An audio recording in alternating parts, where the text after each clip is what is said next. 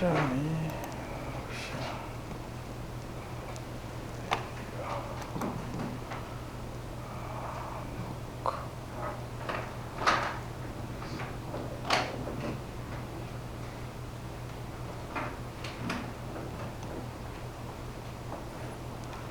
옵션을 못 찾겠다.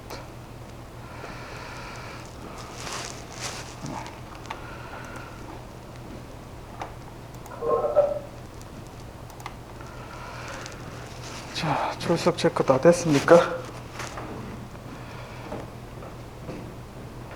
네. 출석 체크 안 된 사람 하고 있습니다. 지금 시간이 출석 이게 LMS 접속이 잘 안 되죠. 시간이 남았으니까 천천히 하고 마지막에 내가 출석 체크를 하도록 하겠습니다. 예, 수강 인원이 딱 괜찮은 것 같습니다. 그래서 지금 인원이 29명 되어 있는데 이 정도면 여러분들 그 이론 수업이지만 마이크로 프로세서를 한번 실제 실험 시간에 물론 하는 건 심도 있게 하겠지만 그 전에 이제 여러분 어떻게 다루어야 될지를 한번 체험해 볼 수 있는 이론 시간이면 인원 수대로 나눠줄 수 있을지 그거는 조금 추후 살펴보도록 하겠습니다. 수업을 시작하기 전에 주말에 이제 졸업생들이 찾아와서 뭐 얘기를 좀 나눴는데 뭐 삼성하고 LG 디스플레이 이렇게 다니는 친구입니다. 그래서 한 4년 됐습니다. 졸업한 지. 근데 하는 얘기가 이제 두 가지를 얘기하더라고요. 그래서 자기가 학부를 졸업하고 자기 이제 좀 뭐랄까 성취감을 가지고 뭔가 일을 할 수 있는 그런 걸 생각했는데 너무 이제 반복된 일을 해서 자기를 좀 자아 실현할 수 있는 이런 게 좀 필요할 것 같다 그런 얘기를 하더라고요. 뭐 졸업생들 대부분 그렇게 얘기합니다. 그래서 이제 기회가 되면 이제 공부를 좀 더 할 수 있는 뭐 대학원을 가는 거죠. 그래서 그런 형태를 좀 생각해 볼 필요가 있다. 또 한 가지는 뭐냐면 우리 학부의 이제 장점이 뭐냐면은 여러 가지 다양한 수업들이 많이 개설이 됩니다. 다른 학교에 비해서 전자공학에 한해서. 그래서 이제 뭐 통신뿐만 아니라 제어, 그 다음에 이제 뭐 반도체, 그 다음에 뭐 SOC, 회로 설계, 뭐 이런 쪽이 굉장히 다양하게 많이 개설이 됩니다. 그럼에도 불구하고 여러분들이 이제 대부분 수강 신청하는 거 보면 학점 따기 쉬운 거, 뭐 쉽게 졸업할 수 있는 거, 그렇게 해서 이제 그냥 졸업을 해요. 그러고 나면 이제 결국 이제 회사 가서 이걸 들을 걸 그걸 후회하더라고. 그래서 요즘 최근 들어 이제 학점이나 이런 게 옛날보다 그 비중이 그렇게 높지는 않습니다. 그래서 여러분 수강 신청할 때 제대로 좀 배울 수 있는 게 뭔가 고민하면서 수강 신청해서 학창 시절을 보내면 조금 좋을 것 같습니다. 그래서 원래 예전에는 학기 시작할 때 그 지도 교수님별로 이제 수강 신청 지도라는 걸 했었습니다. 근데 이제 워낙 이제 학생 수가 많고 하다 보니까 그런 것들이 이제 차츰 없어져서 여러분들이 그런 게 조금 아쉬운 점이 있습니다. 그래서 이제 선배들 말 듣고 이제 어떤 게 수업 든다 이렇게 이제 대부분 판단을 많이 하는데 여러분들 이제 다양한 과목들을 언제 어디에서 어떤 일을 하게 될지 모릅니다. 여러분들 회사 들어가서. 그래서 이제 그런 과목들을 조금 잘 수강을 하면 좋을 것 같습니다. 마이크로 프로세서 마찬가지 이제 어디 가든지 대부분 안 쓸 수가 없습니다. 그래서 이제 스마트폰을 개발하는 뭐 무슨 사업부에 있거나 LG 디스플레이 같은 경우 이제 이런 경우도 마이크로 프로세서를 쓸 수밖에 없습니다. 그래서 이 과목이 굉장히 여러분한테 중요하다. 그래서 이론적으로 배우지만 실제 어떻게 써야 되는지도 좀 알 필요가 있습니다. 그래서 물론 이제 내년 1학기 때 실험실 설계 개설이 되면 좀 들으면 좋고 물론 암으로 해서 이제 여러분 실습을 하게 됩니다. 요거는 이제 교재는 제가 이제 AVR로 했습니다. 그래서 요 수업은 마이크로 프로세서의 원리를 이해하는 게 더 중요합니다. 그래서 이제 어셈블러를 이용해서 프로그램 짜는 데 이제 그리고 이제 마이크로 프로세서의 아키텍처를 한눈에 이제 좀 익히면 뭐 다양한 이제 프로세서들이 많이 나오죠. 그것도 이해하는데 충분하기 때문에 이 교재를 했습니다. 그래서 이후에는 중간중간에 이제 ARM에 대한 아키텍처와 명령어 이제 어떻게 활용하는지 그런 것들도 다루게 될 겁니다. 그래서 이제 어쨌든 이 교재는 지난 시간에 얘기했듯이 이제 요 교재 책이 있습니다. 그래서 챕터별로 해서 내가 이제 PDF 파일을 이렇게 올려놓도록 하겠습니다. 그래서 좀 여러분들 참고해서 보고 학습할 수 있도록 하고, 뭐 산 사람들은 이제 책을 사서 보는 게 더 좋겠죠. 앞으로 이제 나중에라도 계속해서 볼 수 있는 기회가 많이 있습니다. 혹시 수업 이제 한 학기 진행 방향에 대해서 질문 있나요? 이제 수업하면서 대면 강의 장점이 이거죠. 이제 서로 인터랙티브하게 질의응답하고 하는 게 중요합니다. 그래서 될 수 있으면 같이 상호작용하는 수업이 되면 좋을 것 같습니다. 자, 오늘 수업 내용은 컴퓨터의 동작 원리에 대해서 배우게 됩니다. 동작 원리를 배우게 될 텐데, 물론 아는 학생들은 이제 다 압니다. 이제 그런데 내부적으로 이제 어떤 컴포넌트들이 있고, 그 다음에 그게 이제 상호작용해서 어떻게 이제 연결해서 사용할 건가, 자, 그런 내용을 배우게 될 겁니다. 그래서 지난 시간에 한번 우리가 소개를 했듯이 컴퓨터 안에는 이제 크게 세 개가로 구성이 되어 있습니다. 이제 CPU와 메모리와 I/O 세 개가 되어 있습니다. 그래서 이제 CPU라 하는 놈을 우리 이제 마이크로 프로세서라 그러죠. 마이크로 프로세서고, 메모리와 I/O가 모두 합쳐진 거를 우리는 마이크로 컨트롤러라고 이야기를 합니다. 그래서 이제 시중에 나와서 이제 우리가 LED를 켜거나 아니면 이제 스마트폰에서 쓰는 이런 형태의 거는 마이크로 컨트롤러 형태로 칩으로 나와 있는 게 대부분입니다. 그런 마이크로 프로세서만 있는 게 이제 보통 법령적으로 쓰는 그런 프로세서들은 외부에 이제 또 디바이스들을 붙여서 사용할 수 있게 그렇게 됩니다.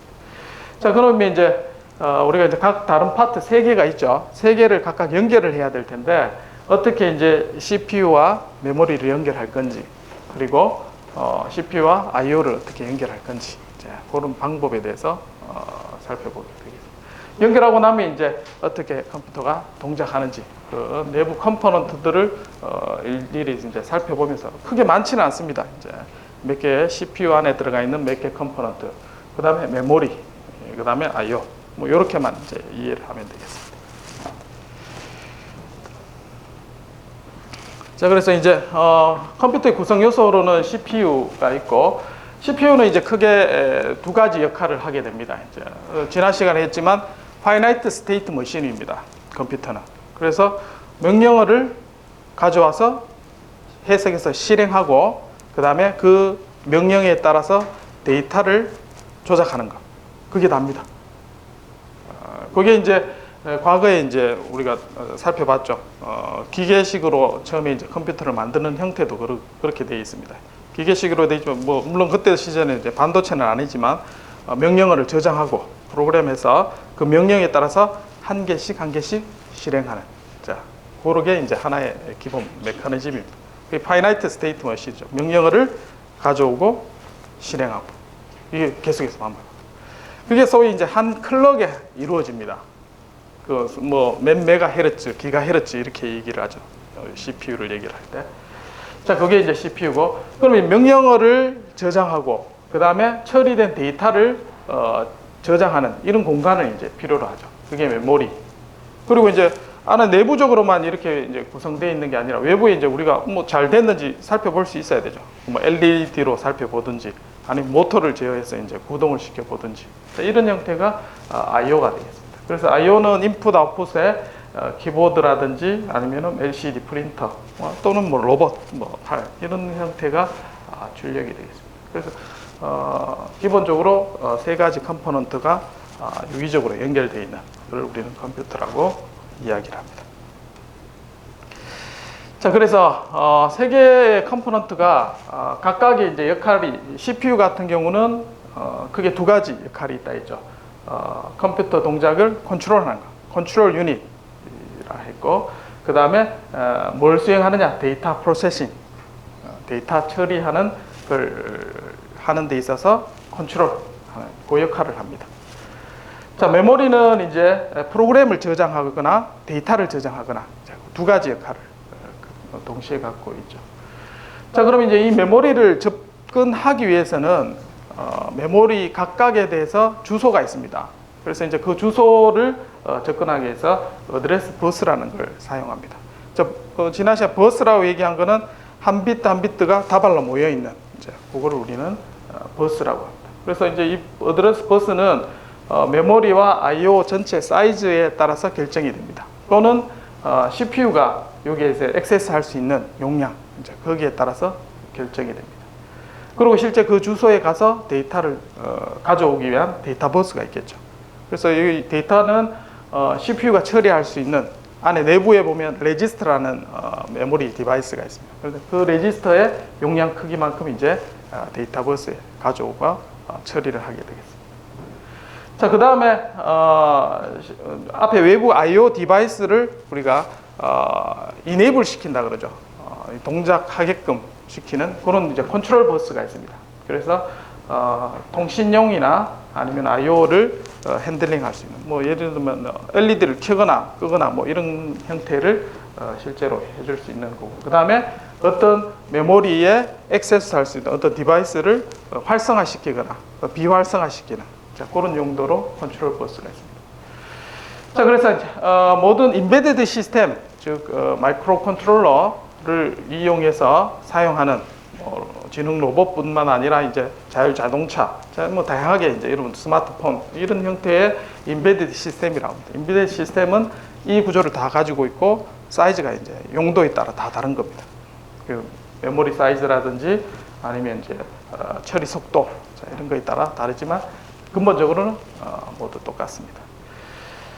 자, 이게 이제 지금까지 설명한 컴퓨터의 기본 구조고, 그래서 우리가 이제 얘기하는 마이크로 프로세서가 뭐냐? 자, 결국 이제 반도체 칩을 우리는 마이크로 프로세서라고 이야기를 하죠. 그런데 그 반도체 칩이 Central Processing Unit이라 했습니다. 그래서 두 가지 기능, 오퍼레이션을 컨트롤하는 것, 어떤 데이터를 프로세싱하기 위한 오퍼레이션이죠.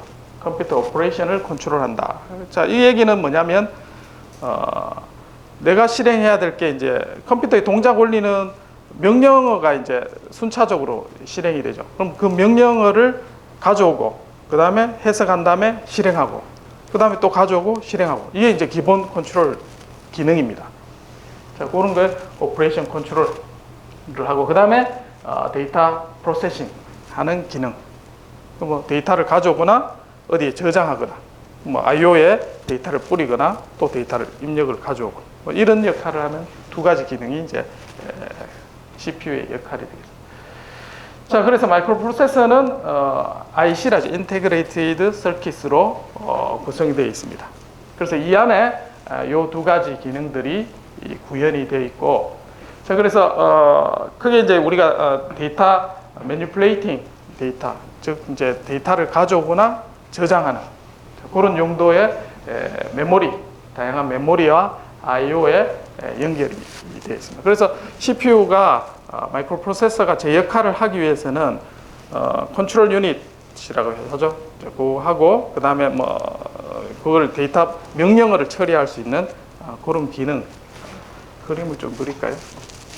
나중에 자세하게 다시 그림이 나오겠지만, 자, CPU라는 그림에는 우리가 이제 데이터 컨트롤하는 유닛, 컨트롤 유닛이 있고, 자, 그 다음에 데이터 프로세싱 하는 거, 뭐 ALU 이런 게 있고, 자, 그 다음에 명령어를 이제 가져오고 뭐 이런 역할을 하겠죠. 거기에서 이제 보면 레지스터라는 게 있습니다. 레지스터라는 게. 그 다음에 명령어를 가져오고 실행하기 위한 기본적으로 보면 이제 메모리가 이렇게 있죠. 그 메모리가 이렇게 이제 주소가 되어 있습니다. 그러면 여기다 이제 1번 명령어, 2번 명령어, 3번 명령어 쭉 순차적으로 있겠죠. 그러면 CPU가 이제 여기서부터 이 주소를 가르쳐야 됩니다. 그래서 이거 가르치는 걸 우리는 주소 어드레스 버스라 하겠죠. 그 버스를 통해서 주소를 지정하면 내가 어느 주소의 명령어를 가져오는지 저장하는 게 필요하죠. 여기에. 그게 이제 여기에 내부적으로 있는 게 좀 더 크게 그릴까? 자, PC라 해서 프로그램 카운터입니다. 이제 이건 말 그대로 카운터입니다. 그래서 이 프로그램 카운터는 요 메모리 사이즈에 맞게 플립플랍으로 이렇게 이루어졌습니다. 여러분들 이제 논리외로 배운 학생들은 이게 이제 데이터가 카운터 설계를 하는 게 최종적으로 되어 있죠. 그래서 0000부터 물론 이제 데이터 사이즈가 더 많으면 이게 더 많이 있겠죠. 000부터 1, 2 해서 계속해서 카운팅해서 올라갑니다. 자동으로. 그래서 순차적으로 주소를 이렇게 바꿉니다. 그러면 이제 계속 한번 0에서부터 계속해서 그냥 올라가느냐? 내가 중간중간에 이제 if A이면 어떤 명령을 실행하라, 아니면 C를 실행하라 이렇게 할 수 있죠, 프로그램. 그러면 요 명령을 단계를 어떻게 해요? 요 주소를 좀 바꿀 필요가 있죠. 자 바뀔 수도 있습니다, 프로그램 카운트는. 그럼 여러분도 프로그램 하면서 PC에서 마이크로 프로세서에서 이 프로그램 카운트 주소를 확 바꾸면 중간에 명령은 확 바뀌어 버립니다. 자유자재로 프로그램을 그렇게 할 수 있는 프로그램 카운터. 그래서 명령어를 순차적으로 가져올 수 있도록 도와주는 레지스터입니다. 특수 목적 레지스터가 되겠죠. 그리고 이제 명령어를 가져오면 명령어를 저장하는 또 인스트럭션 레지스터 IR이라는 게 있습니다. 그래서 이제 레지스터 종류가 많이 있습니다. 이게 이 개수가 보면 어떤 거는 이제 몇 개지? 지금 뭐 AVR 같은 경우는 32개, 레지스터 32개나 있고 어떤 거는 16개 이렇게 구성되어 있고 뭐 다양하게 CPU를 설계하는 사람의 아키텍처에 따라서 다양하게 존재하고 있습니다. 그래서 레지스터는 개수가 다양하게 있다. 그래서 그 데이터를 여기서부터 또 여기는 메모리에는 프로그램 메모리도 있겠지만 데이터를 저장하는 메모리 영역도 따로 있겠죠. 그래서 계산 결과가 나오면 여기에 이제 데이터를 저장할 수 있는 그런 형태로 되어 있습니다. 그래서 CPU는 주소만 있는 게 아니라 여기에 이제 데이터를 가져오는 패스도 있어야 되겠죠. 그래서 주소를 지정하고 데이터를 가져오고 그 다음에 명령어를 처리해서 실행하는. 자, 요게 이제 하나하나가 이제 원래는 이제 클럭이라는 게 있습니다. 그 0과 1이 되는 계속해서 이제 요런 해서 플립플랍을 쓴다고 했죠. 플립플랍 카운터는 0에서 상승 엣지가 될 때 실행이 되죠. 이네이블 되고. 그래서 이제 요 주파수가 빠르면 빠를수록 실행하는 명령의 개수가 많아지는 겁니다. 그래서 일반적으로 한 클럭에 한 명령어를 실행합니다. 그래서 우리가 보통 이제 일반적으로 컨트롤러에서 쓰는 거는 100MHz 정도 내외 이러면 굉장히 이제 충분히 실행할 수 있습니다. 그럼 100메가라 정도면 메가가 10의 6승이니까 10의 8승계의 명령어를 1초 만에 실행합니다. 그러니까 여러분들이 뭐 쭉 하면 한순간 눈 깜짝할 사이에 쫙 실행이 되죠. 얼마큼 빨리 실행인지 알겠죠. 근데 이제 스마트폰에 여러분 쓰는 것 같은 경우 훨씬 빨리 이제 데이터 처리가 되는 겁니다. 자, 그게 하나의 칩으로 구성이 되어 있습니다. 자, 지금은 마이크로 컨트롤러 프로세서를 해서 메모리와 IO를 이렇게 붙여서 IC로 하나로 나와 있습니다. 그러면 이 안에 CPU하고 그다음 메모리하고 IO 기능까지 다 들어가 있습니다.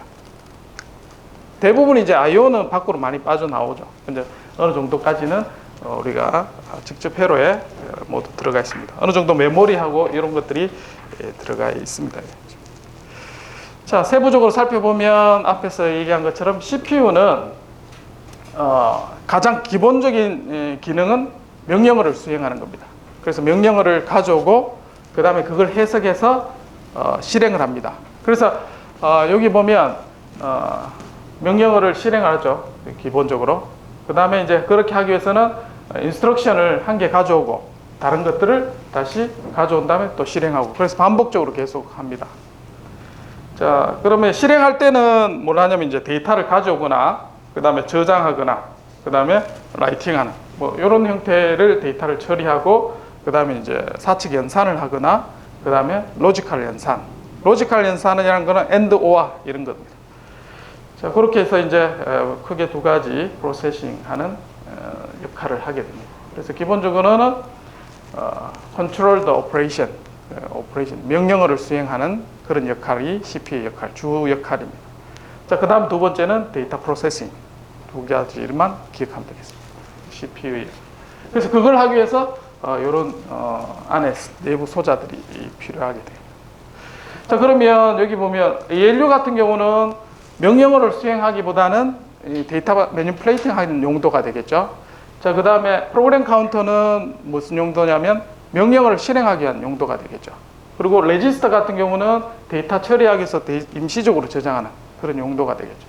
그리고 컨트롤 유닛 같은 경우는 명령어를 실행해서 디코딩한 다음에 각 디바이스에 컨트롤 신호를 만들어주는 그런 역할을 하게 되겠죠. 그래서 각 클럭에 따라서 컴포넌트들이 하는 역할들이 그렇게 나눠져 있습니다.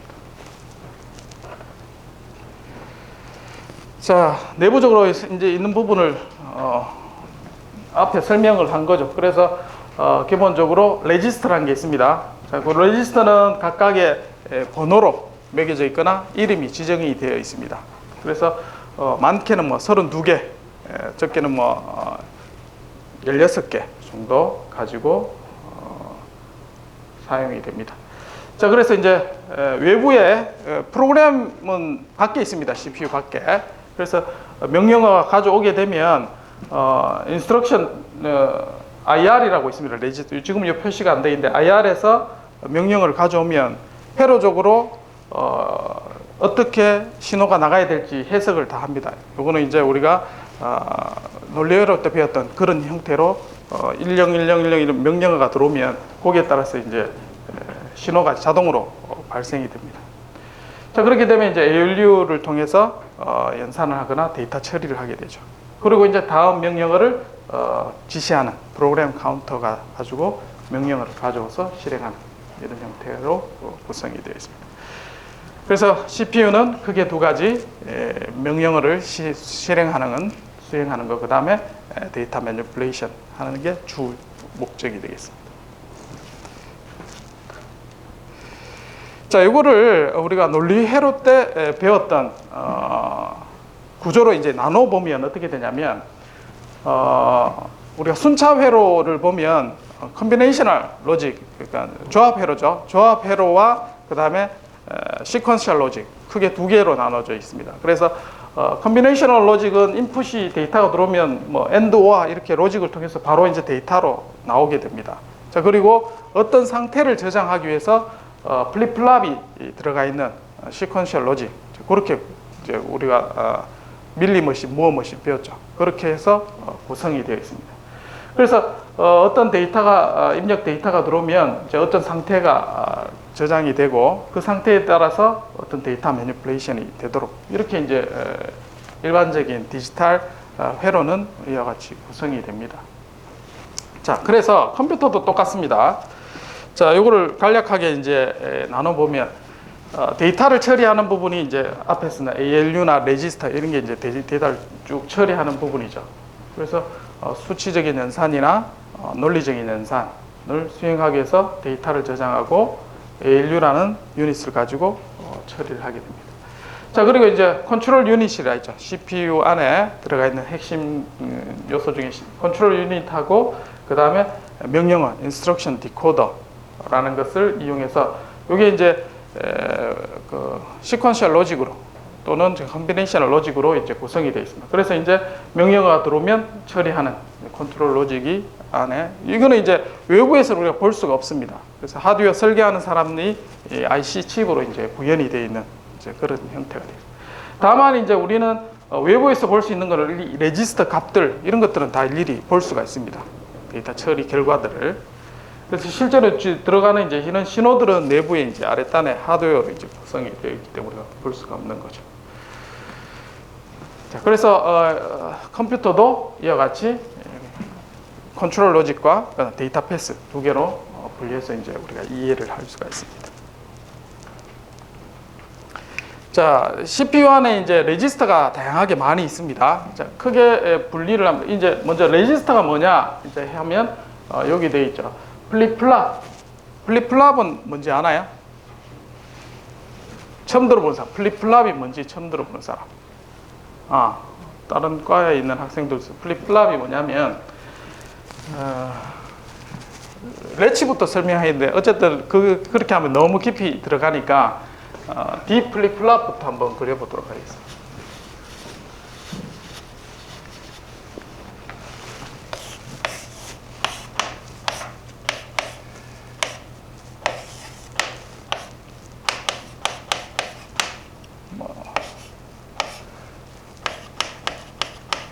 자, 어쨌든 플립플랍의 FF라고, 자, 이게 D 플립플랍의 플립플랍이 여러 가지 종류가 있는데 그 중에 이제 한 게 D 플립플랍이라고. 요거는 한 비트를 저장할 수가 있습니다. 그래서 여기 데이터가 이제 입력이 들어옵니다. 그럼 입력 데이터는 0 또는 1, 0, 1 이런 데이터가 순차적으로 이렇게 들어올 수 있습니다. 그러면 어느 순간에 0이 들어오면 0이 이제 대기를 하고 있죠. 그러면 여기에 클락이 상승했지. 자, 이렇게 0에서 1로 바뀌는 순간 어떻게 되냐면 0이 만약 여기 대기하고 있으면 상승했지에서 얘가 어떻게 되냐면 0으로 데이터가 바뀝니다. 그리고 그 다음 시간에 1이 상승해서 데이터가 있으면 여기에 있는 데이터는 1로 바뀝니다. 그래서 얘는 클락이 0에서 1까지 바뀌기 전까지는 얘는 그 데이터를 계속 가지고 있습니다. 무슨 말인지 알겠죠? 그래서 이건 한 비트를 저장할 수 있는 그런 메모리 최소 단위라고 생각하면 되겠습니다. 이해되나요? 네. 그래서 이제 이 칩에 클락이 들어오는 거에 따라서 이 데이터를 저장을 할 수가 있고, 이 D 플립플랍이 자 8개 있으면 8비트 레지스터가 되는 겁니다. 이 다발을 묶어서 레지스터. 뭐 16개 있으면 16비트 레지스터. 자, 그렇게 되어 있습니다. 그래서 이 데이터를 저장할 때 방식이 여러 가지가 있습니다. 이제 시리얼하게 여기서 이제 쭉 연결해서 데이터가 쭉쭉쭉쭉 순차적으로 이렇게 채워 넣을 수도 있고, 병렬적으로 한꺼번에 데이터를 이렇게 넣을 수도 있겠죠. 그래서 그게 훨씬 이제 한 클럭에 이제 들어올 수 있도록 하는 게 이제 훨씬 속도가 빠르겠죠. 어쨌든 이 데이터는 클럭에 따라서 데이터를 저장할 수가 있고, 이 플립플랍의 다발 모여 있는 걸 가지고 우리는 레지스터라고 이야기를 합니다. 자, 그러면 이제 A라는 레지스터, 요게 이제 A라는 뭐 이름의 레지스터를 하겠습니다. 그럼 똑같은 이제 8개 비트에 B라는 레지스터가 있다 하겠습니다. 그럼 이 데이터를 두 개 묶어 가지고 뭐 더하기를 하거나 곱하기를 하거나 뭐 이런 연산을 데이터 처리를 할 수 있겠죠. 그러면 또 다른 레지스터 C에 저장하거나 이렇게 해서 이제 처리를 하면 되겠죠. 그래서 기본적으로 메모리의 레지스터는 이와 같이 구성이 되고, 앞에 또 이제 프로그램 카운터라는 경우도 마찬가지 D 플립플랍으로 되어 있는데, 얘가 이제 기본적인 동작은 0000에서부터 그 다음에 1, 그 다음에 한 개씩 카운팅하면서 올라가도록 그렇게 이제 회로를 설계를 할 수 있겠죠. 자, 그게 이제 프로그램 카운터. 그러니까 인스트럭션 레지스터라는 거는 명령어가 들어오면 여기 이제 명령어 1010이라는 데이터가 여기다 저장이 됩니다. 어쨌든 어떤 데이터를 일시적으로 저장을 하기 위한 그런 용도로 있습니다. 자, 그래서 이제 명령어를 처리하기 위한 레지스터 종류 중에 대표적인 게 프로그램 카운터 인스트럭션 레지스터. 그 다음에 이제 사용자가 이제 볼 수 있는 일반적인 레지스터가 있습니다. 그래서 뭐 A 더하기 B는 C 이렇게 한다 그러면 A를 일시적으로 저장할 필요가 있죠. 자, 그런 걸 저장하는 용도로 있는 게 General Purpose Register랍니다. 일반 용도를 위한 레지스터. 그 다음에 이제 특수 주소만을 저장하는 게 필요합니다. 그래서 레지스터 좀 이해가 되나요? 처음 듣는 학생. 뭔지는 알겠나요? 예. 그래서 기본적으로 얘는 AND OR 게이트로 되어 있습니다. 그래서 먼저 요거를 알려면 렛치라는 걸 알아야 되고, 이 종류가 많이 있습니다. JK 플립플랍 S 뭐 있나 까먹어 버렸는데 어쨌든 몇 가지 종류들이 있습니다. 대부분 이제 여기 CPU에 많이 쓰는 거는 D 플립플랍을 많이 씁니다.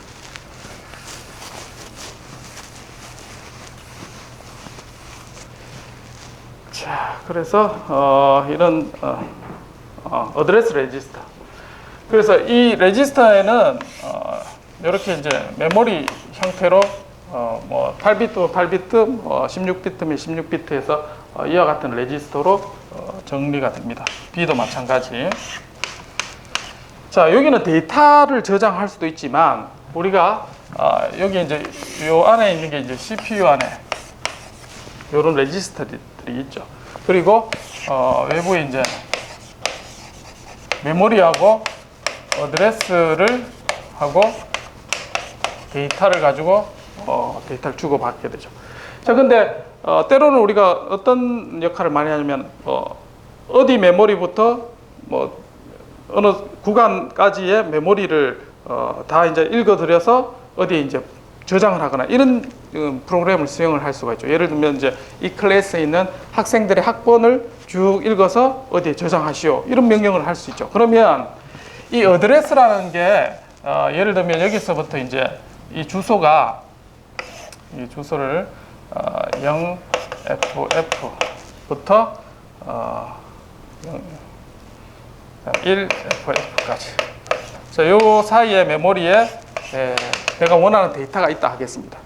자, 그러면 요 어드레스는 요 주소에서부터 한 개씩 카운트해서 바뀌어야 되죠.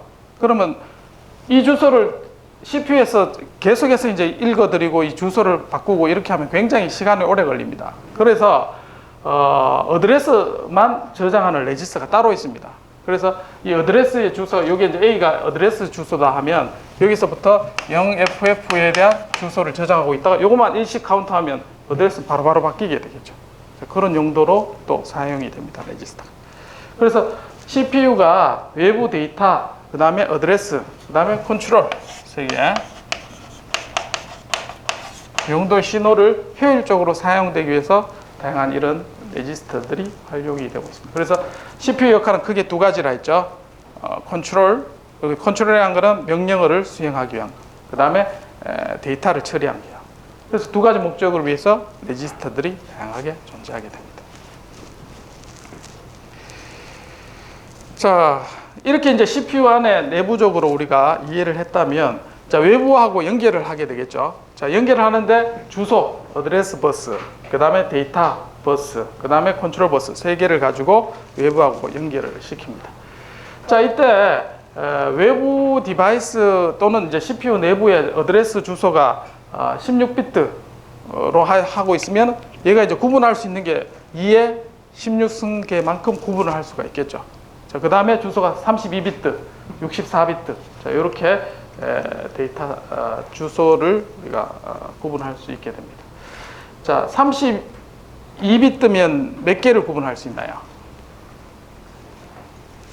자, 여러분들이 비트를 가지고 데이터 사이즈나 이런 것들을 하려면 요 기법을 이용하면 제일 쉽습니다. 2의 10승이면 대략 얼마일까요? 1K.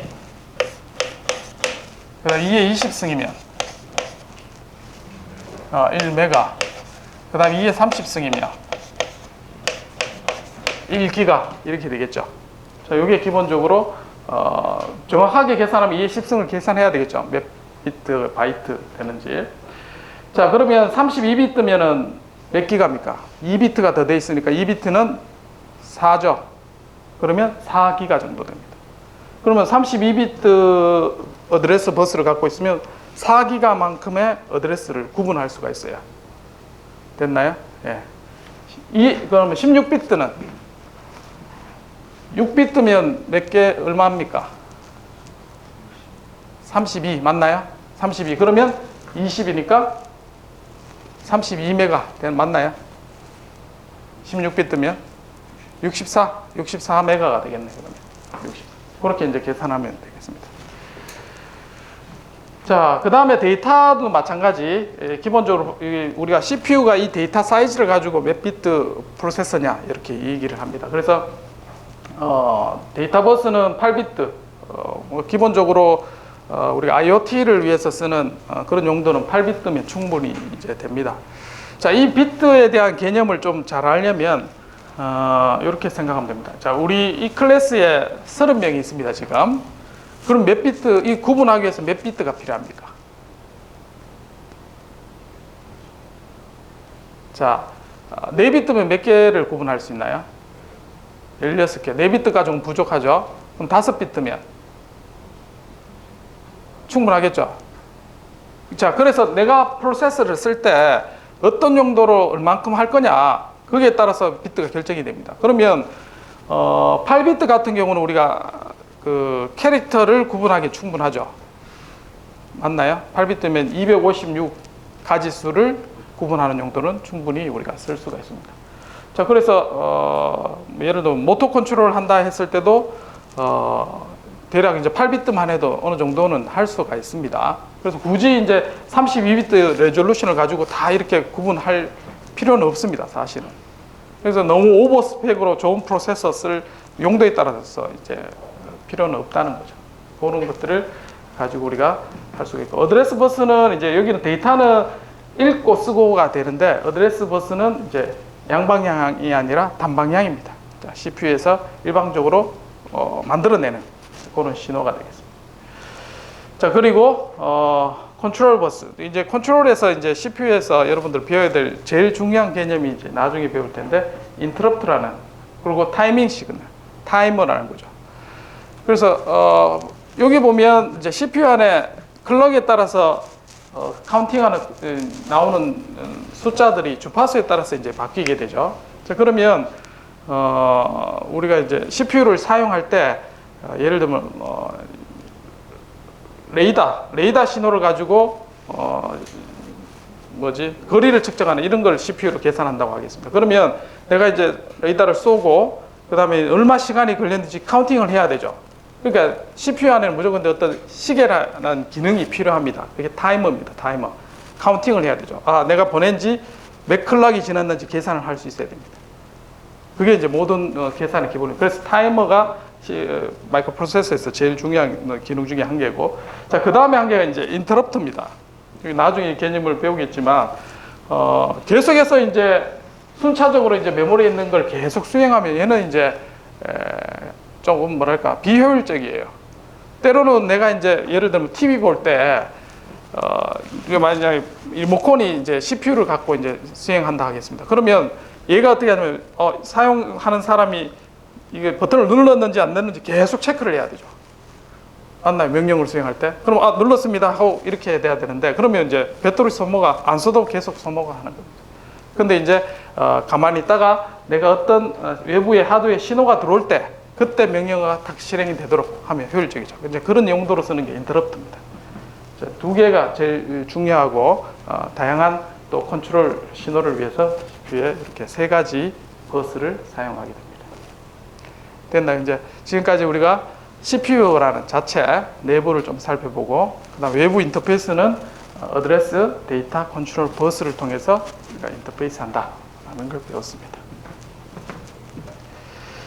자, 그래서 이제 이거를 좀 더 간략하게는 그렇게 이제 그렸는데, 간략하게 메모리, 이 파란색은 이제 메모리입니다. 메모리는 뭐 롬도 있고 램도 있고, 그래서 명령어를 프로그램을 저장하는 롬 디바이스에 저장할 수도 있고, 데이터는 읽고 쓰고 하기 위한 용도. 자, 이렇게 이제 다양한 형태의 디바이스가 이제 붙게 되고, 또 트랜스듀서라든지 키보드 외부 I/O 디바이스들이 또 이렇게 붙어 있게 됩니다. 자, 그래서 이제 이 연결하는 거는 어드레스 버스와 데이터 그리고 컨트롤 신호 세 개가 다 각각에 이제 붙어 있는 형태로 우리가 구성을 하게 됩니다. 자, 이제 CPU에 대해서 살펴봤다면 이제 여러분들 메모리를 좀 알 필요가 있습니다. 자, 메모리는 우리가 어떻게 표현을 하냐면, 제일 중요한 거는 메모리가 하나나, 요거는 이제 사이즈가 되겠죠. 메모리 사이즈. 그래서 8비트가 될 수도 있고, 메모리는 16비트가 될 수도 있고, 32비트도 될 수가 있습니다. 자, 그러면 가로축으로 우리 이제 메모리 사이즈가 되겠고, 얘는 이제 한 바이트가 기본 단위가 되겠습니다. 바이트. 그래서 몇 바이트가 들어가 있는지. 한 바이트는 8비트를 우리는 한 바이트라고 이야기를 합니다. 그래서 두 바이트는 우리가 워드라고 하고, 그 다음에 두 개의 워드, 그러니까 4바이트가 되겠죠. 4바이트는 원 더블이라고 이야기를 합니다. 자, 그래서 데이터 사이즈가 이제 가로축으로 있고, 그 다음에 세로축은 각각의 주소를 구분하게 됩니다. 그래서 앞에서 얘기한 것처럼 16비트면 2의 16승 개의 메모리 사이즈가 이제 구분이 됩니다. 근데 이제 주소가 실제로 이제 얘 주소가 되면 00에서부터 시작을 합니다. 0000. 그 다음에 한 개씩 올라가서 데이터를 어드레스가 결정이 됩니다. 자, 이때 여러분들 주의해야 될 게,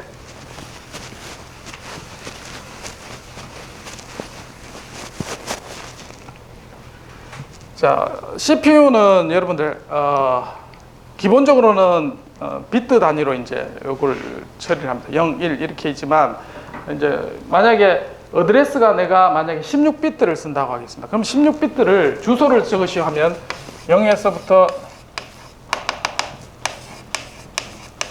쭉 해서 이제 이렇게 쓰면 굉장히 이제 표기하기가 불편하죠. 그래서 마이크로 프로세서 여기에서 이제 또 컴퓨터를 사용하는 데 있어서는 4개를 한 다발로 표현을 합니다. 그래서 4개를 하나로 표현하는 걸 이제 오늘 헥사 데시말이라고 이야기를 합니다. 16진수. 그래서 00에서부터 1111까지 표현을 하죠. 그래서 0에서부터 9. 그 다음에 어떻게 하냐면 A부터 F까지. 이렇게 표현을 합니다. 그러면 이제 16비트를 표현하시오. 그러면 주소가 어떻게 되냐면, 자, 0x 0000. 자, 요때 x는 나는 지금부터 헥사 데시말로 표현하겠습니다 라는 표시입니다. 됐죠? 그래서 0x 0000.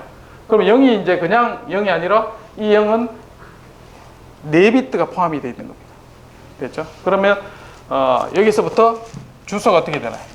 0x ff. 자, 이렇게 표현을 합니다. 자, 그러면 여기 f라는 거는 1111 4개죠.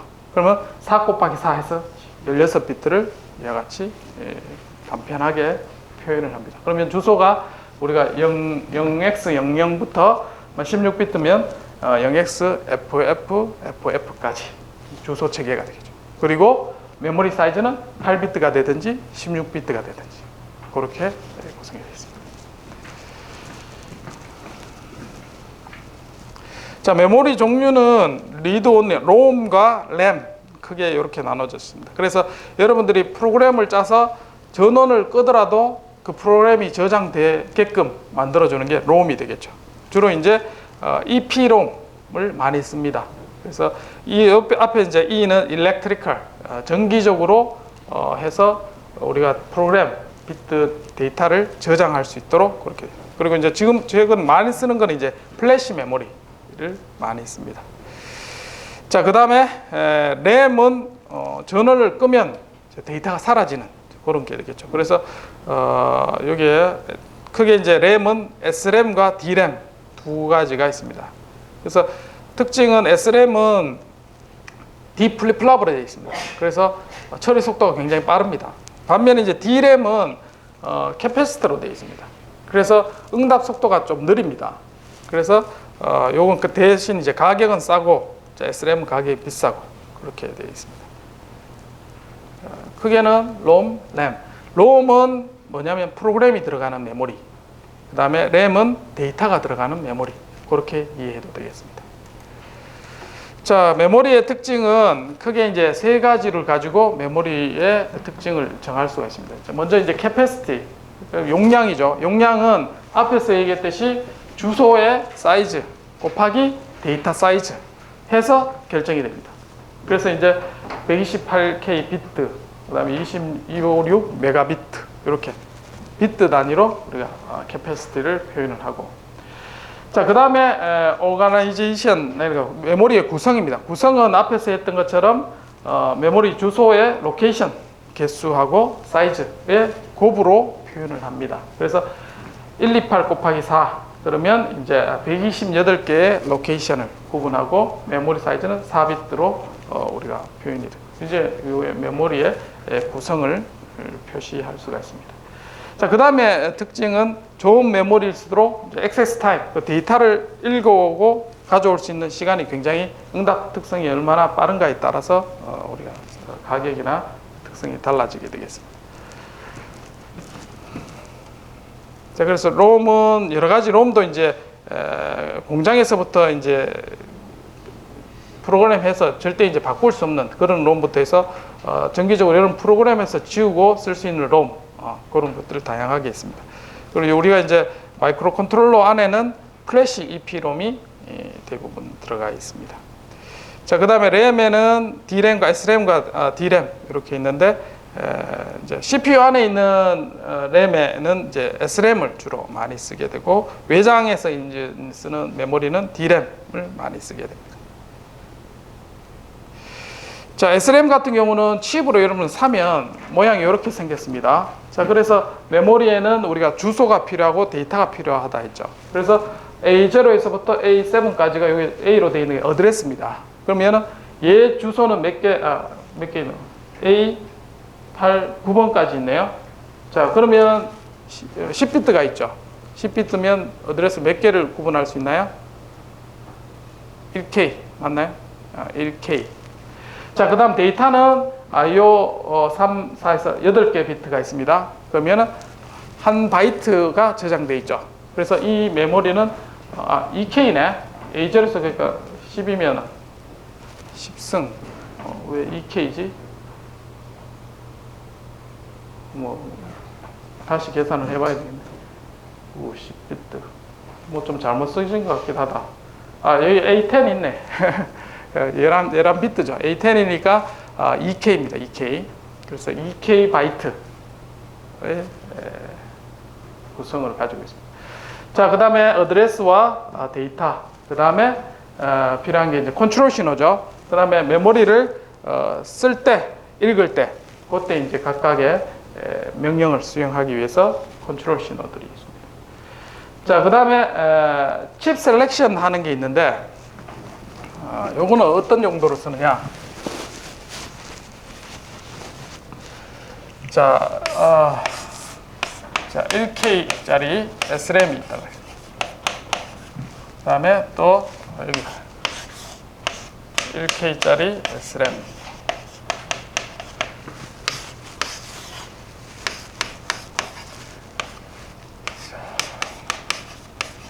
자, CPU가 내가 이제 여기는 2K짜리 하나 썼죠. 그러면 얘 어드레스 버스가 이제 10번까지 11개죠. 11개의 비트의 어드레스 버스가 필요하게 되겠죠.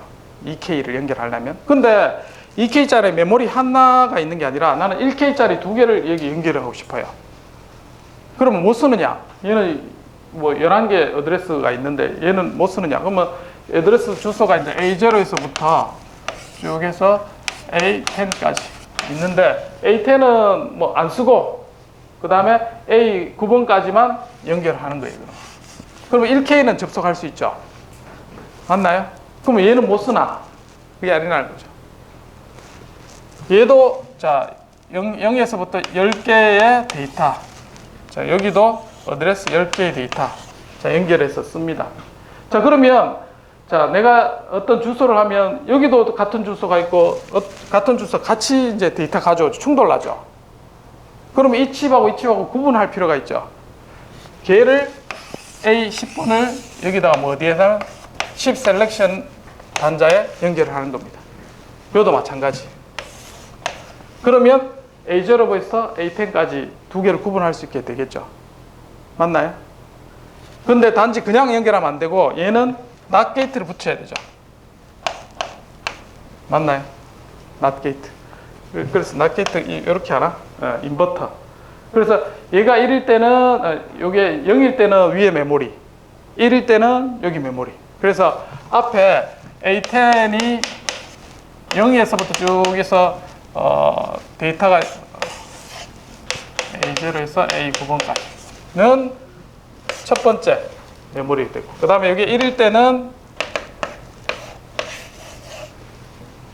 요 뒤에 메모리를 액세스할 수도 구분이 되겠죠. 그래서 그런 용도로 할 때 칩 셀렉션 핀을 씁니다.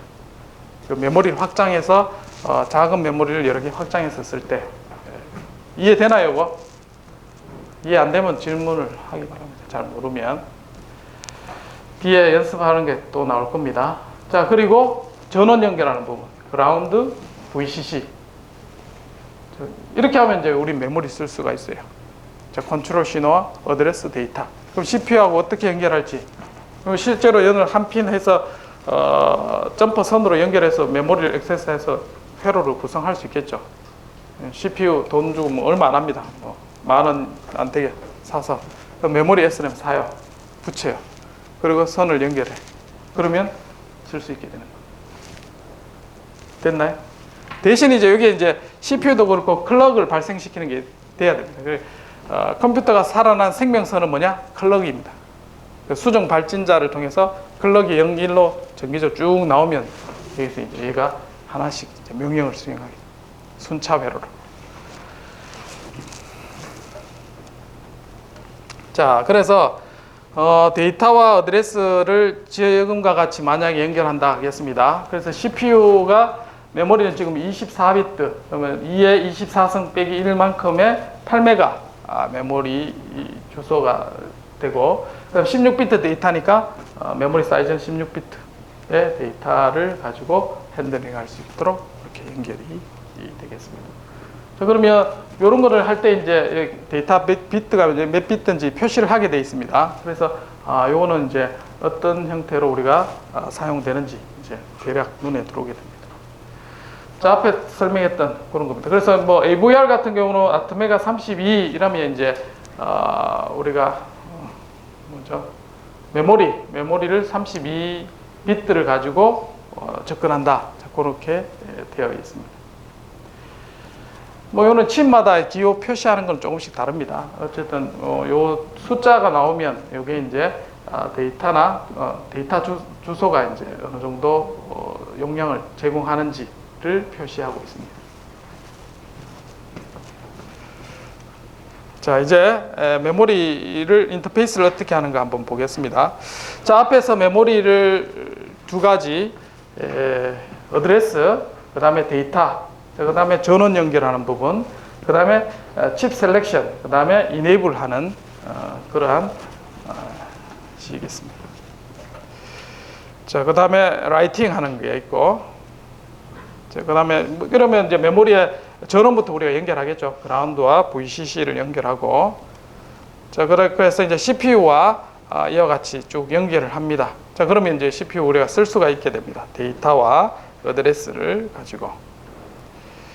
자, 어떻게 쓰느냐? 신호, 이게 타이밍도입니다. 이렇게 하면 메모리를 직접 쓸 수 있는데, 순차적으로 그냥 이제 이 신호를 막 쓰는 게 아니라 처음에 이제 어드레스부터 데이터를 줍니다. 그러면 내가 여기에 0000 뭐 주소에 데이터를 가져오고 싶다. 어드레스가 이제 연결해서 데이터가 가겠죠. 이런 표시는 이 어드레스가 비트가 N비트가 있으니까 N비트가 0 또는 1의 데이터가 나간다. 그런 뜻입니다. 자, 그 다음에 칩 셀렉션은 여기서 이 칩을 선택하니까 그라운드가 되겠죠. 그래서 칩 셀렉션 신호가 1에서 0으로 떨어집니다. 자, 여기 바가 있는 거는 0이 되었을 때 이 기능이 활성화된다. 자, 그런 뜻입니다. 그러면 바가 없으면 하이 볼테이지가 되면 이 칩이 활성화되겠죠. 그래서 바가 있으니까 0이 됐을 때 이 칩이 칩 셀렉션 된다.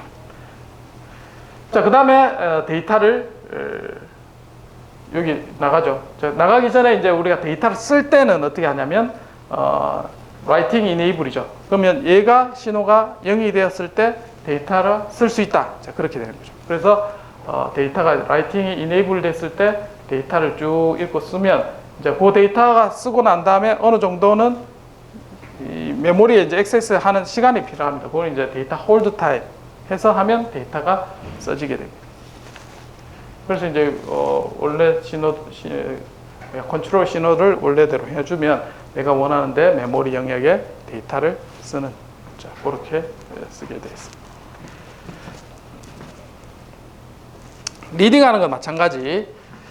자, 리딩할 때는 칩 셀렉션도 0이 되고, 그 다음에 읽는 신호도 이제 0이 돼야 되겠죠. 그 다음에 데이터가 이제 셋업이 됐는데, 자, 데이터가 이제 여기서 읽어지기까지가 액세스 타임입니다. 그래서 메모리에 액세스 할 수 있는 전체 시간. 그래서 데이터가 주고받으면, 라이팅은 이제 우리가 데이터 쓰는 게 아니니까 1로 항상 되어 있어야 되겠죠. 1로. 자, 여기서 이제 우리가 0이냐 1이냐 얘기할 때 대략적으로 물리적인 전압이 있습니다.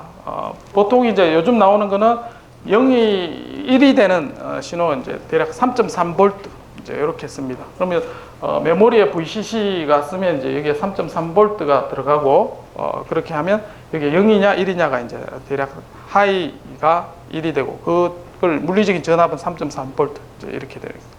어떤 건 이제 5V 이렇게 되어 있습니다. 그래서 거기에 스펙에 맞게 전원을 연결하면 우리가 0과 1의 값을 구분할 수가 있습니다.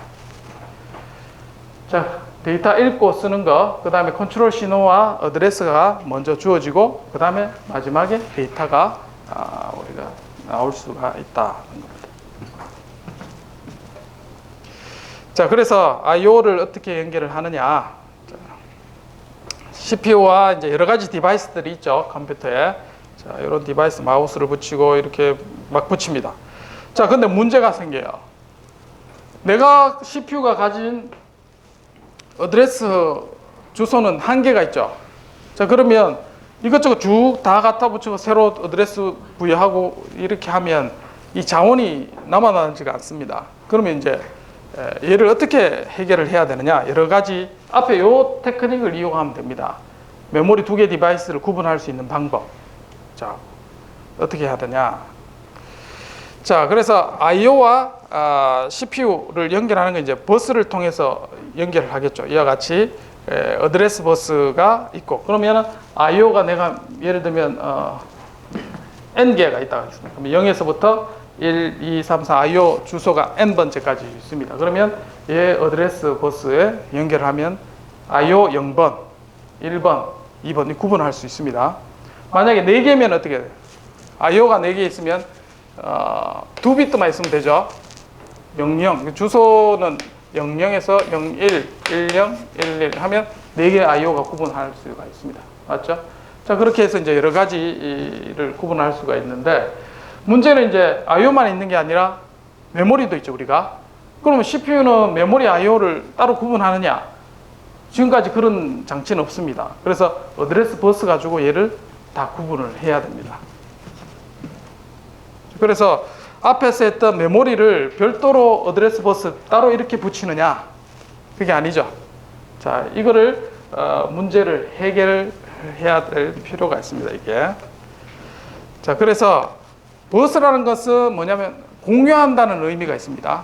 그 데이터와 어드레스를 공유한다. 자, 그래서 I/O가 가지는 버스, 물리적인 핀을 얘기하는 선, 와이어로 연결된 게 메모리에도 들어가 있고 I/O도 똑같이 같이 있습니다. 그러면 CPU 입장에서 나는 메모리에 가고 싶은데 I/O도 같은 주소로 이제 활성화가 돼요. 그러면 데이터 충돌이 일어나겠죠. 자, 그런 문제를 어떻게 해결하느냐. 자, 그게 앞에서 있던 칩 셀렉션, 이런 걸 가지고 해결을 합니다.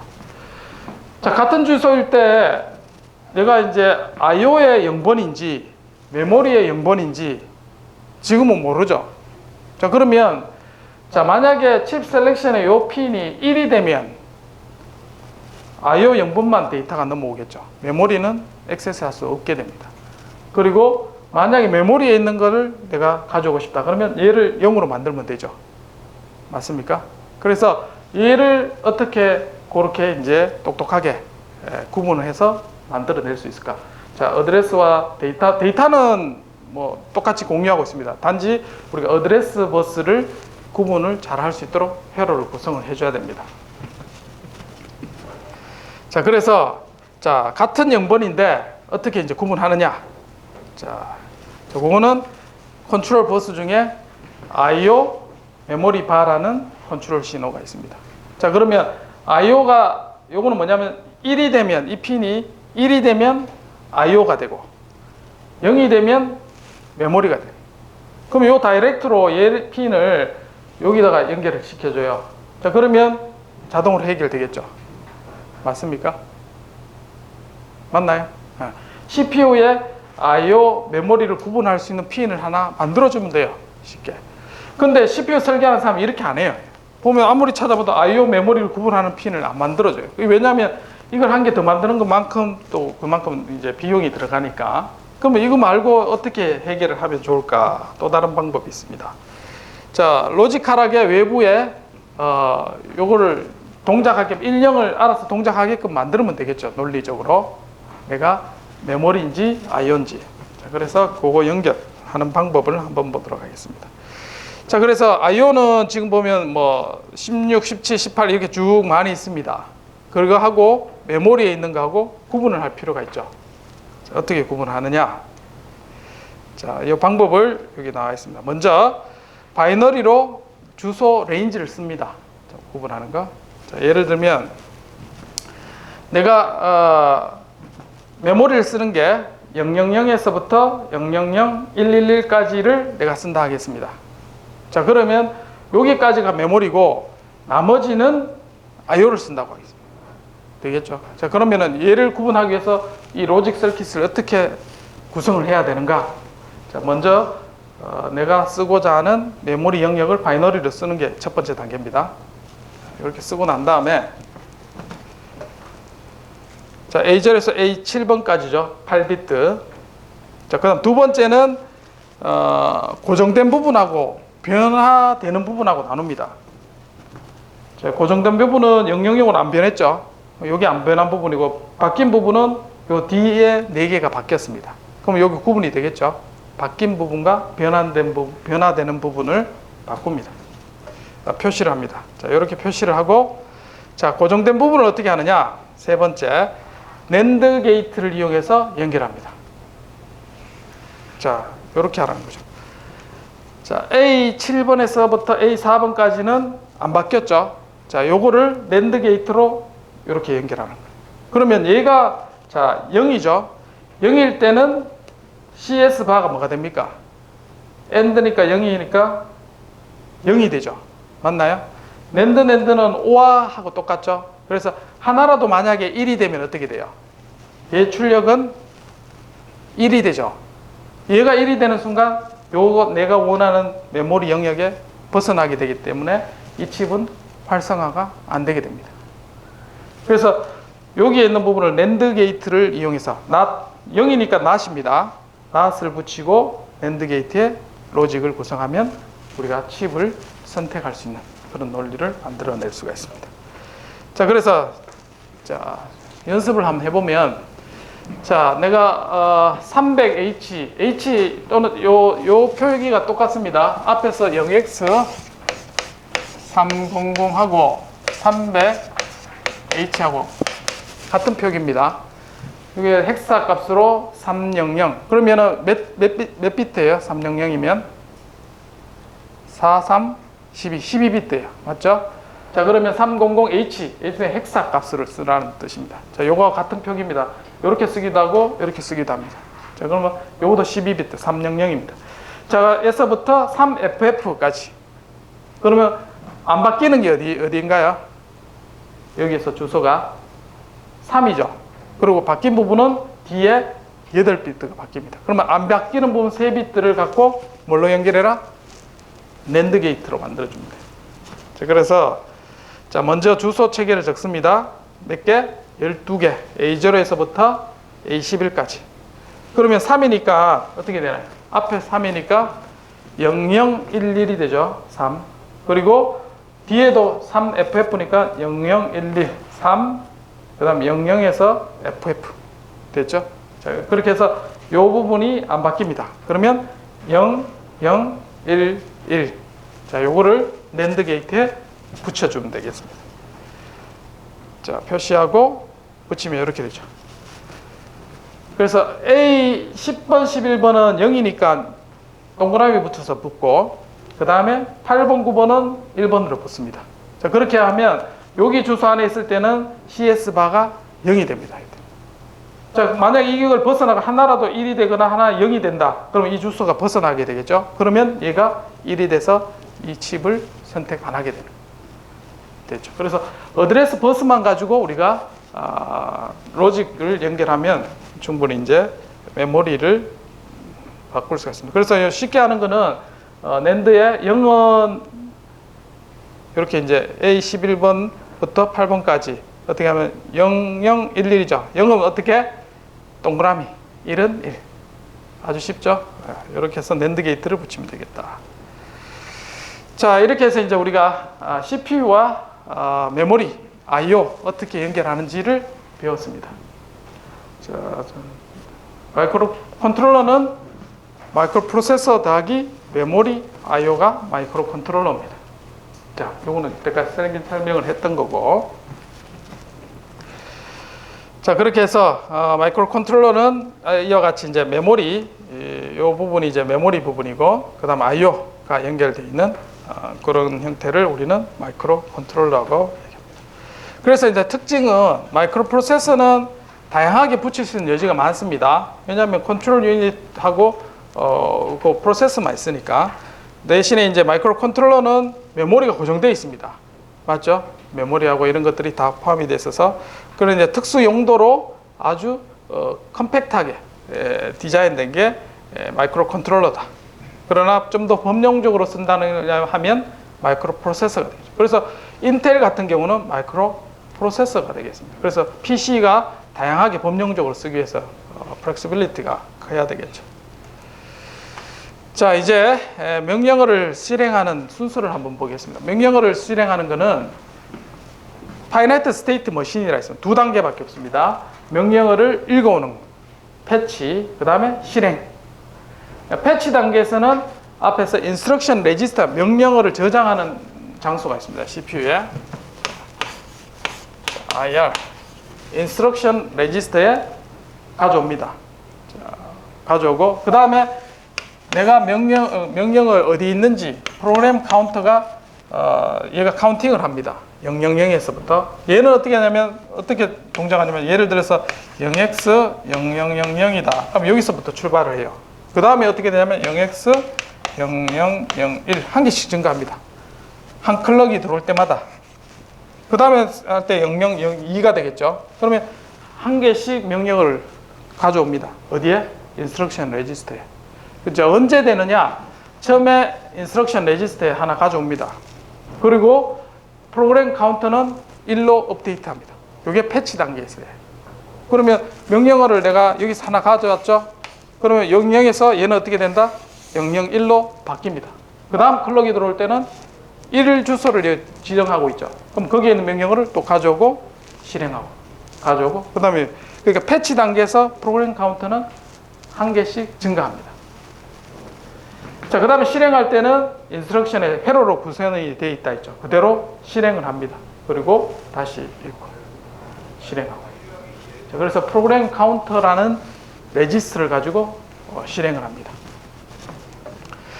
자, 이게 이렇게 되어 있죠. CPU가 있으면 프로그램 카운터가 있고 어드레스 버스를 통해서 램에 있는 OP 코드랍니다. 명령어를 OP 코드를 가져오고 거기에 OP 코드에 따라서 실행하는. 한 클럭에 이게 이제 이루어집니다. 명령으로 가져오고 실행하고. 자, 요걸 이해하면 여러분 이번 시간 했는 걸 모두 이해하게 됩니다. 요것만. 자, 지금 CPU가 있고, 자, IO 디바이스가 있고, 그 다음 메모리가 있습니다. 메모리는 0에서부터 7번까지 있습니다. 각 메모리에는 8비트짜리 명령어들이 들어가 있습니다. 그 명령어가 31H, C4, 뭐 이거 뭔지 모르겠지만 어쨌든 명령어가 들어가 있습니다. 자, 이게 어떤 명령어인지는 인스트럭션 디코더, 명령어 해석하는 회로만 알고 있습니다. 그래서 자, 이게 뭔지 해석해 보니까 뭐냐면 자, 이 프로그램이 들어가 있는데 자, 갈로 꺽쇠로 되어 있는 거는 그 메모리에 있는 컨텐츠입니다. 내용. 그러면 17번 주소에 있는 내용을 A 레지스터로 가져와라 이런 뜻입니다. 자, 17번이 어디 있습니까? 17번은 여기 있죠. IO 17번. 그 17번에 있는 컨텐츠 내용을 데이터를 가져와라. 그래 가져와서 어디로? A 레지스터로 저장해라. 이해됐나요? 자, 요게 하드웨어 설계한 사람이 3.1로 정의한 거예요. 자, 그 다음에 명령을 보니까 뭐냐면 A 레지스터에 있는 내용을 B로 옮기시오. A에 있는 걸 B로 옮기시오. 자, 그 다음에 있는 거는 6번 주소에 있는 내용을 A 레지스터로. 6번 주소는 어디 있어요? 메모리에 있는 거죠. 6번 주소. 그래서 6번 주소는 여기 5가 들어가 있습니다. 5가 들어가게 되죠. 자, 그 다음에 레지스터 A, B를 더해서 A 레지스터로 저장하라. 그 다음에 A 레지스터에 있는 내용을 7번 주소의 내용에 저장해라. 7번은 어디 있습니까? 메모리에 있는 거죠. 그래서 연산을 하게 되는 겁니다. 자, 이 단계를 처음에 프로그램 카운트는 0에서 수정합니다. 그래서 0은 메모리의 0번지 주소부터 가르치고 있습니다.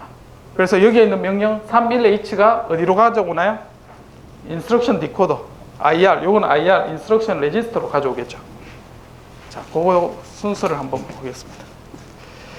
자, 먼저 프로그램 카운터가 어드레스 버스에 0번을 가져옵니다. 자, 그 다음에 리드. 요 빨간색이 바뀌었습니다. 노란색. 자, 읽으시오. 자, 읽은 명령어를 하면 3일 이 데이터를 통해서 인스트럭션 가져오죠. 자, 그 다음에 명령이 뭐죠? 3일을 해석합니다. 디코딩 해가지고 익스큐션 하죠. 인스트럭션 가져서 해석한 게 17번 주소에 있는 거를 A로 가져오라는 거죠. 그러면 요때 이제 인스트럭션 패치할 때는 프로그램 카운터가 1로 추가가 됐습니다. 지금 패치 단계가 끝났습니다. 자, 실행할 때는 어떻게 하나? 요걸 실행을 해석했죠. 17번 주소에 어드레스 버스가 갑니다. 자, 그 다음에 리드 하라. 자, 이렇게 컨트롤해서 그 데이터 9라고 하겠습니다. 자, 9라는 데이터가 쭉 가서 어디로? A 레지스터로 싹 들어오게 되겠죠. 자, 요게 요 0번째에 있는 31H라는 걸 패치하고 익스큐션 한 단계입니다. 요게 한 클럭에 이루어져요. 됐나요? 예. 자, 그 다음에 또 명령은 뭐가 있나요? 자, 프로그램 카운터가 1을 가르치고 있죠. 그럼 어드레스 버스가 어떻게 돼요? 1을 가르치고 그 다음에 거기에 있는 게 뭐냐? A 레지스터가 B 레지스터로 가져오라는, 어쨌든 뭐 리드 하겠죠. 인스트럭션 C4라는 걸 가져옵니다. 그 다음에 프로그램 카운트는 그 단계에서는 2가 되겠죠. 그렇게 하고 그 다음에 B 레지스터에 9라는 값이 가져오죠. 자, 그 다음에 프로그램 카운터 2에 있는 내용 뭐 26H를 가져오죠. 26H. 자, 데이터를 가져오고 해석해 보니까 6번째에 있는 거를 어드레스를 가지고 리드 하시오. 자, 5라는 걸 가져옵니다. 자, 레지스터에는 5와 9가 있죠.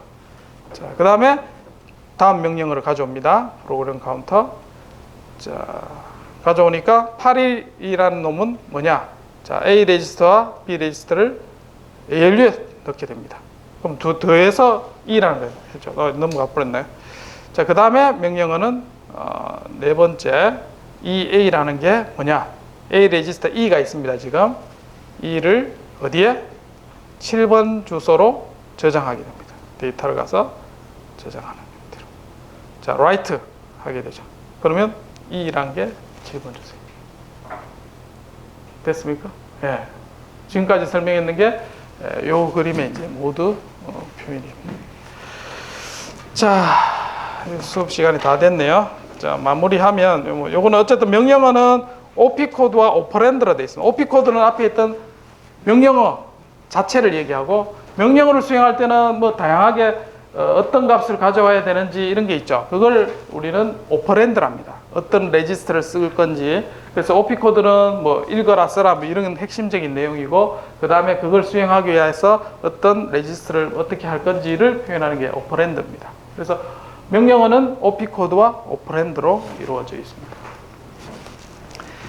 자, 그래서 실제적으로 이제 8051, 8051 8비트 마이크로프로세서는 이렇게 설계할 수 있습니다. 그래서 디코더라는 게 000이면 0, 111이면 7 이렇게 됩니다. 각각에.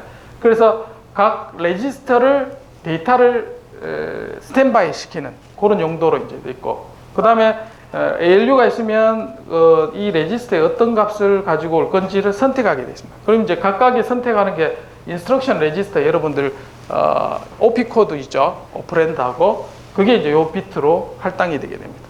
그러면 각각 레지스터에 있는 값을 가져와서 지금 어큐뮬레이트하는 레지스터와 ALU에 스탠바이 되고 있는 레지스터 값을 뭐 더하기 빼기나 그런 명령어에 따라서 컨트롤 신호가 되면 그 결과를 여기다 저장하고, 여기는 프로그램 카운터에서 명령어가 하나씩 움직이게 되죠. 이 8비트가 아주 간단한, 여러분도 이제 이걸 만들 수 있는 정도가 되겠습니다. 자, 그래서 요거는 다음 시간에 설명하도록 하겠습니다. 맺고, 뒤에 보면 자, 우리 앞에서 했던 거 이제 마이크로프로세서의 기본 구조는 CPU와 메모리와 I/O 세 개의 버스를 통해서 연결됐다 했죠. 그래서 ARM 보면은 ARM 코어가 있습니다. 자, 그 다음에 외부 디바이스들이 버스를 통해서 연결되어 있습니다. 그래서 이제 여기는 메모리, 그 다음에 여기는 이제 통신용으로 여러 가지 디바이스가 많이 있습니다. 여기 보면 SPI, I2C, 뭐 I2S 뭐 이런 CAN 통신 뭐 여러 가지 이제 통신 규약들이 있습니다. 그래서 요걸 통해서 외부 센서라든지 연결해서 데이터를 가져올 수 있고, 그다음 시스템적으로 이제 인터럽트라든지 아주 중요한 역할을 하는 게 있습니다. 시스템의 역할을 하는 것들. 그다음에 아날로그, 즉 이제 디지털을 아날로그로 바꿀 수 있는 그런 I/O 디바이스들도 있습니다. 그리고 외부 환경들을, 그러니까 결국은 메모리, 용인 전부 다 I/O죠. 그다음에 코어는 앞에서 얘기했던 컨트롤 유닛, ALU, 요게 이제 코어가 됩니다. 자, ARM에는 이제 ARM 시리즈 버전이 여러 가지 많습니다. 그 중에 한 개가 코어가 있고, 그 다음에 요거를 외부 디바이스가 합쳐져서 이제 우리는 마이크로 컨트롤러.